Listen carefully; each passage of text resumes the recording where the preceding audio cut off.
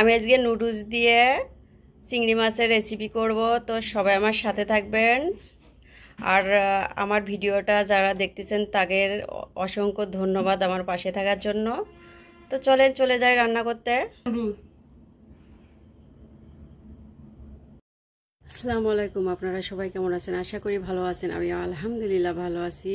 তো আমি আজকে চিংড়ি মাছ দিয়ে নুডলস রান্না করব, তো সাথেই থাকবেন আশা করি। তো আমি চিংড়ি মাছের ভিতরে লবণ দিয়ে দিচ্ছি হাফ চামচ, কালো গোলমরিচের গুঁড়া দিয়ে দিচ্ছি এই ছোটো চামচের এক চামচ, পরিমাণ মতো হলুদ গুঁড়া দিয়ে দিচ্ছি, শুকনা মরিচের গুঁড়া দিয়ে দিচ্ছি অল্প একটু, এখানে অল্প একটু সরিষার তেল দিয়ে দিচ্ছি, দিয়ে মেখে নিব ভালোভাবে। আমি ভালোভাবে মেখে নিয়েছি। আমি এখন কিছুক্ষণের জন্য রেস্টে রেখে দিব। এখন নুডলসটা সিদ্ধ করে নিব। আমি পানিটা তুলে দিছি। আমি এখন লবণ দিয়ে দিচ্ছি এক চামচ, এখানে সয়াবিন তেল অ্যাড করে দিচ্ছি, তাহলে নুডলসের গায়ে আর একটার সাথে লাগবে না। তো আমি এখানে নুডলসগুলো দিয়ে দিচ্ছি, আমি ভাঙবো না, গোটাই দিয়ে দিচ্ছি।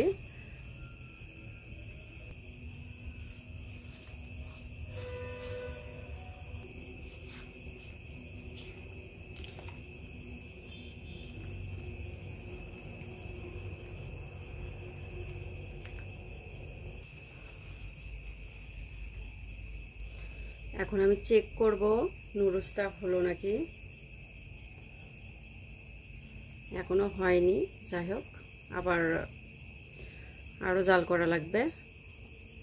তো নুডলসটা হয়ে গেছে, আমি এখন নামাই নিব। আমি এখানে সয়াবিন তেল দিয়ে দিচ্ছি পরিমাণ মতো।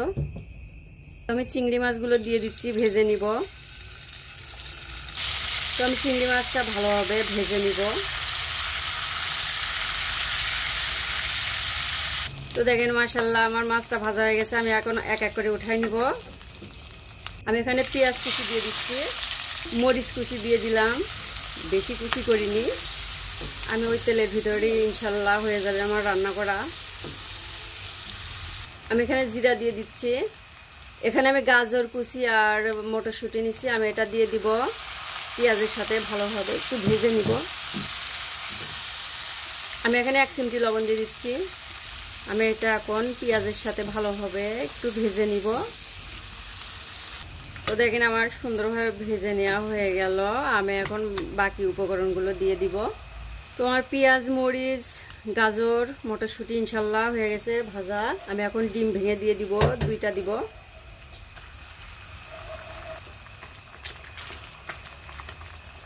তো আমি ডিমের উপরে 1 চিমটি লবণ দিয়ে দিচ্ছি। ডিমটা আমি ভালোভাবে কুচি কুচি করে নিব।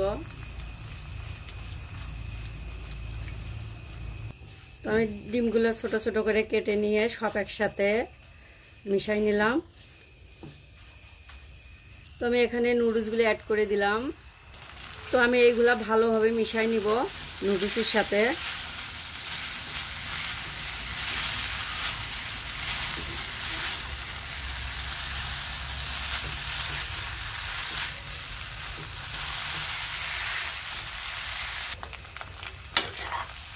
তো আমি এটা দিয়ে ভালোভাবে মিশাই নিব।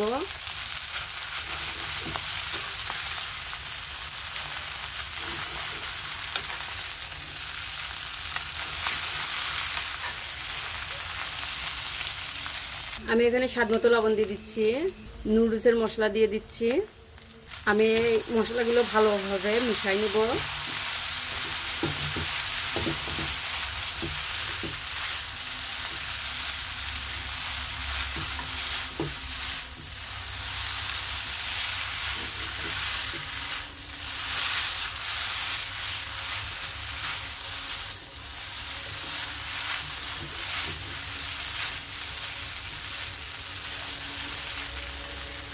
এখানে আমি টমেটো সস দিয়ে দিচ্ছি 2 টেবিল চামচ। তো আমি চিলি সস দিয়ে দিচ্ছি। আমি এখন এই সব উপকরণগুলো ভালোভাবে মিশাই নিব।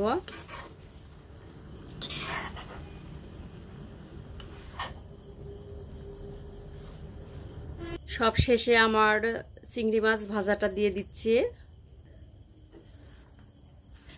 একদিন বাসায় ইনশাল্লাহ ট্রাই করবেন চিংড়ি মাছের দিয়ে নুডলসের রেসিপিটা অনেক ভালো লাগে খেতে।